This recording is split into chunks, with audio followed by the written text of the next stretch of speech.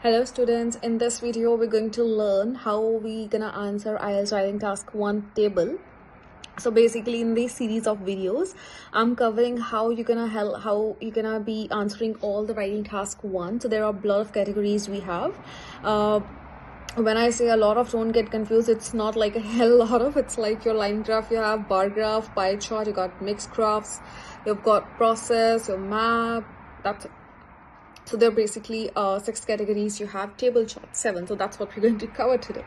So in table chart, it's like, again, the analysis of your data. And it's like, as in the previous ones, we have covered that in the line graph, it's in the form of a line in which the data is given. If you have bar graphs, you would see the squares sort of thing, right? Not a square, I mean the rectangle sort of thing. And then you have your map related questions. In the map related questions, you must have seen that how one city's map was different years ago, and then it was changed to something, and then afterwards you need to be careful about the tenses that you use and these. So in this video, it's particularly about those students who want to know how table charts are answered. In the real exam, any of these questions could come. And first and foremost, the structure for all the tasks is going to be the same. And what is that structure that I'm talking about? It's going to be the paraphrasing the question statement, first para. Second para includes your overview. That means writing the details. Not the details, I mean what you can see by looking at the graph in the first place. So what are those 1 or 2 things that you could quickly grasp and write it? That's the overview. Afterwards, you have got your 2 body paragraphs, which we call the main body paragraphs, wherein you write your data, the percentages. In overview, we do not write in 1986 this happened, in 1988 it's 7%, this is the growth. We do not write these things in overview. We write these specific details such as like the development of the country was 7% in 1988, whereas in 1999 it rose by 5%. It's 12% now. So the data, when it comes to writing the details, it's always in your main body paragraphs, whereas an overview, the overview is gonna be just providing the overview overall, like what can you see from the graph. When I'm trying to explain what an overview is, it simply means when you look at the graph in the first stance and the second time, what can you recall. Right now what I'm doing is I'm just providing you the overview of the content, overview of task 1, overview of your table. How do we answer all the task 1? We have 4 paragraphs. The first one is nothing but just paraphrasing the question statement. The second one is overview. The third one is main body para 1, wherein we add details, and main body para 2, again we add the details in these 2 paragraphs. So we have to follow a couple of steps. I would give that like 5 steps that we follow typically. And the first step includes analyzing the question. Second one is identifying the main features. Guys, whenever you're writing your task 1, I would emphasize the importance of planning. And why would I do that? Because your planning is very important. Without planning, if you start writing, what will happen in the real exam, and this happens to a lot of students, you start writing, you start cutting yourself, you feel that, oh, I shouldn't have written that, and then you would cut it. Don't do that. Please plan your answer, then only start writing. While watching this video, download the PDF in the description below. Start looking at the PDF as well simultaneously. Only then you will be able to understand what I'm trying to say, because I've written each and everything in detail in the given PDF. And that's how you're going to develop how you would write your writing task 1 in IELTS. It is very important. It contributes to your 1/3 of your marks. 2/3 goes to the essay. However, if your writing task 1 is not good enough, you would still not get a band 7. So make sure that you put equal importance, equal emphasis when you're preparing for task 1 as well. All right, let's get started. Without any further ado, 4 paragraphs we need to write. I'm gonna show you which table are we going to discuss before. And then afterwards I'll also be providing you in this video the sample response, which is equivalent to band 9, and I have written that on my own. You would see there's no Google or any other website helps that we have taken. It's my own answers. I've written that in my own and the real exam conditions. I always consider that I'm a learner, I'm a student, and if I were a student, I have to complete this task in less than 20 minutes. If I do that, it's the fairest thing to do with the students, because as a student you would be writing this within 20 minutes or less than 20 minutes, and that's what the IELTS expects you to do. So the first 2 to 3 minutes, 4 to 5 minutes, always spend on your planning. Then start writing your paraphrasing and overall. Paraphrase you can do without planning as well, but it's good if you just plan it and then you do it. And the upcoming videos I would do a detailed description of what I mean actually when I say the planning thing. Okay, so let's start with this task. As you can see on your screen also, the tables below give information about sales of fair trade labeled coffee and bananas in 1999 and 2004 in 5 European countries. So what can you see? What is this information about? It shows the table below. It gives information about sales of fair trade labeled coffee and bananas. So which 5 countries are they talking about? They're talking about the UK, Switzerland, Denmark, Belgium and Sweden. And you can see, if you talk about the sales of coffee in 1999, in the UK it's 1.5. And then if you look at 2004, the sale of coffee went to 20 millions. So make sure you understand that this is 1.5 million and that's 20 million. Switzerland, 3 millions, and then it goes to 6 million in 2004. If we talk about the sale of bananas, in Switzerland, it was just 15 million of euros in 1999. However, it's 47 million in 2004. This means in Switzerland, the sale of bananas went up significantly. Denmark, Belgium and Sweden, if you look at it closely, there are not a lot of highs and lows. So it's like Denmark coffee sales, they improved just by like 1 point, like it was 1.8 and it's 2 million euros in your year 2004. Belgium, it was 1 million, then it was 1.7 million. Sweden, it's 0.8 million, the sale of coffee. And then in 2004, it's 1 million. So it's in Sweden again, it's not a very, again, if you see closely, what you can do is, in order to organize this data, your writing task 1 must be logically organized. Otherwise, you would not get the higher band, like you won't get a band 7. So in UK and Switzerland, if you see, we can put these details in one paragraph, whereas for Belgium, Sweden and Denmark, we can put that in the other paragraph. That would be the most logical way to compare your answers. Also, when you're trying to compare it, make sure that you're doing the comparisons wherever relevant. If you look at the question in the IELTS task 1, they always write, summarize this information. They never ask you to write a detailed description of this. They always ask you to summarize this information by selecting and reporting the main features. So guys, this main features, we need to select these main features, and this is a task. This is what I mean when I over and over say coherence and cohesion, coherence and cohesion.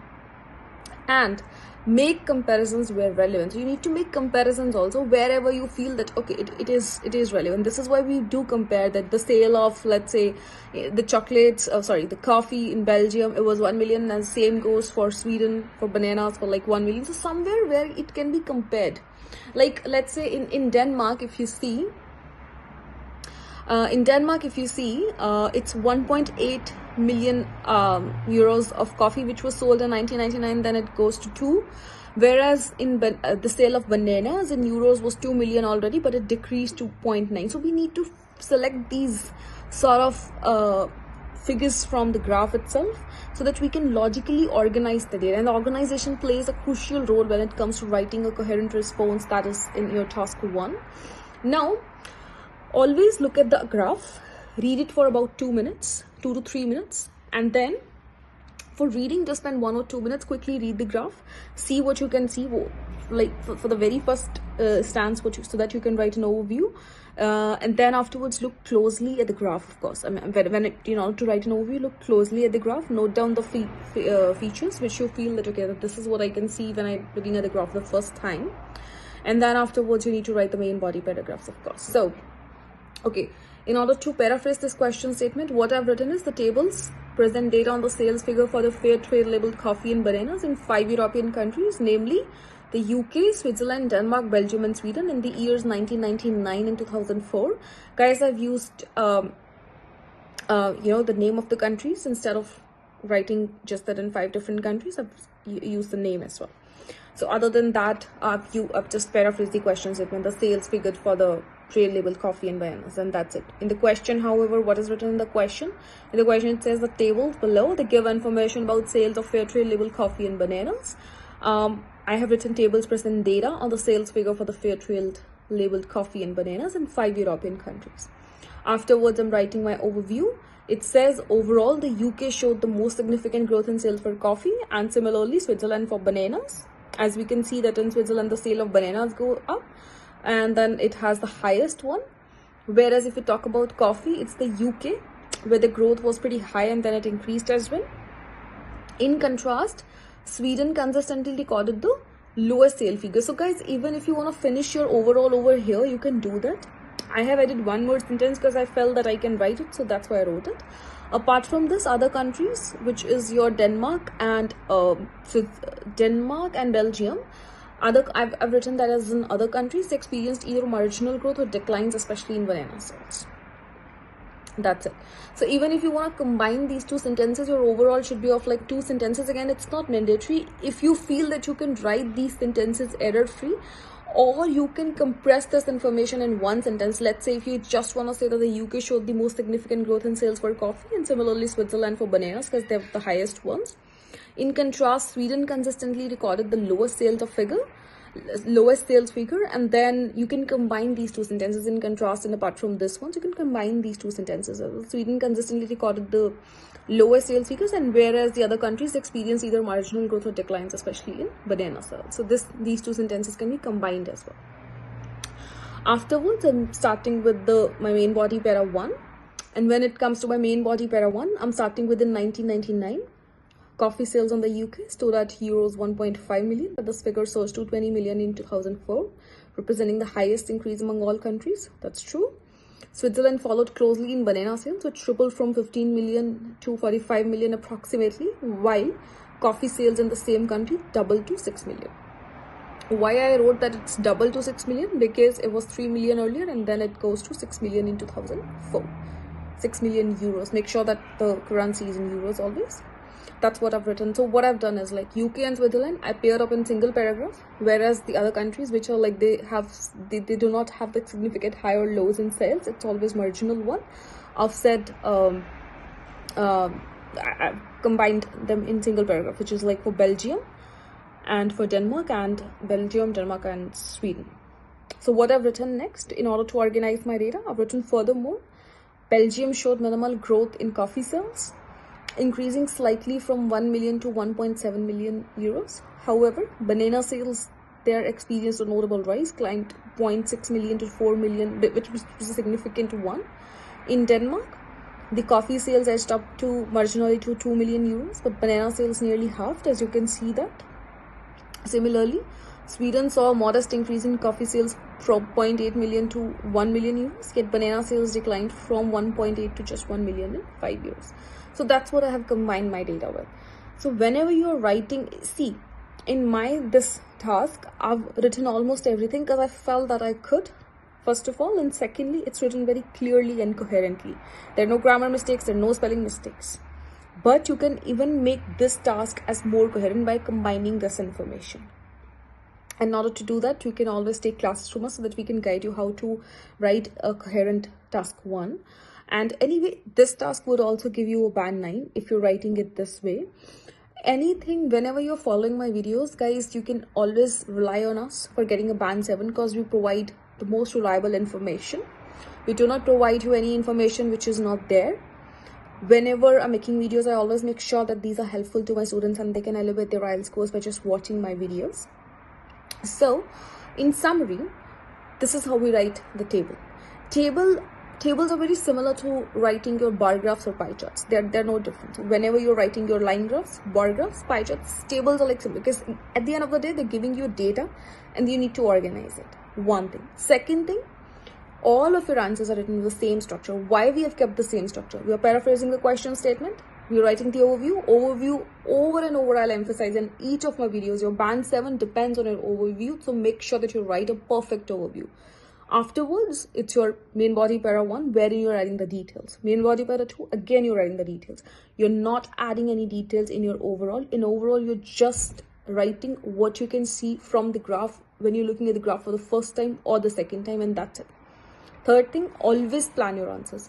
Do not start writing until you feel that you are planned. You've planned it. Planned, when I'm saying planned, this means you've written the details. This is what I'm going to write in my overview. This is what I'm going to write in my main body para 1. I'll make a separate video in order to help you guys understand what is planning. Fourth step, start writing your answer. Make sure when your answer is planned, you're not making any spelling mistakes when you're typing. Your grammar structures are fine. You are confident about your grammar. If you're not confident about your grammar, just underline it so that when you're proofreading, you're coming back again to the stage. So step 3, you've started to write your answer after proper planning. And then afterwards, you have written your answer in 11 to 12 minutes. Make sure do not write over words or something, because the more you write, the more grammar mistakes you make. So do not do that. Try to write somewhere around 170 words. And whenever you're practicing also, keep the clock watch with you, so that what is going to help you to maintain your time. You need to make sure that you're writing within 16 to 17 minutes, so that you have 2 to 3 minutes to proofread your answer. So if you're not proofreading, again, it's gonna be a hurdle for you, because without proofreading, again, they're gonna reduce your scores, because you don't know if you have made any spelling mistakes, any grammar mistakes, or anything.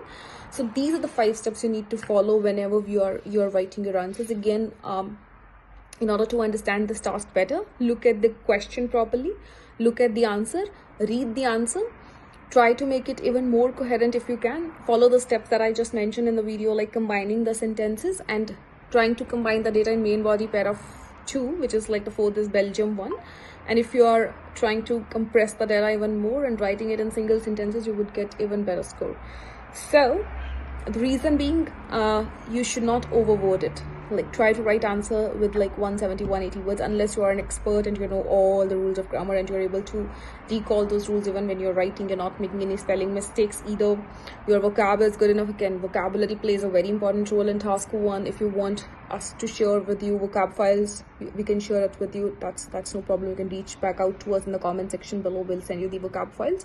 And apart from that, there are a lot of vocabulary available on the internet as well. However, if you want something specific information from us regarding like what sort of vocabulary you need to use and all sort of tasks, we could help you with the separate files as well. So I hope, guys, you have learned how to answer a table graph if you get this in the real exam, and how to write a coherent answer with all the methodologies that I've just talked about. You can easily get a band 7. You don't need any tutoring if you just watch my videos properly, follow the steps, keep the PDF open when you're listening to me, and when you're listening to me, again, noting down the things so that when you are listening to me, you can understand me, but then focus more on listening so that you're always staying in loop with what I'm saying. Look at the graph properly, start answering the question, plan your answer. Do not try to answer if you're not planned. After planning, start writing the paraphrasing, overview, and then main body para details. Combine it till like 12 minutes are done, 13 minutes are done. Then you should always be proofreading your answer. Spend 3 to 4 minutes of proofreading. If you don't proofread your answer, it's gonna reduce your score. So make sure that you follow all these steps, and then only you'll be able to get a very good band 7. If you want any personalized feedback on your writing tasks, you can reach back out to us. We'll be able to help you out. I hope you guys have liked this video. I know I was too fast, but you just can rewind it and watch it again. Thanks, and have a nice day.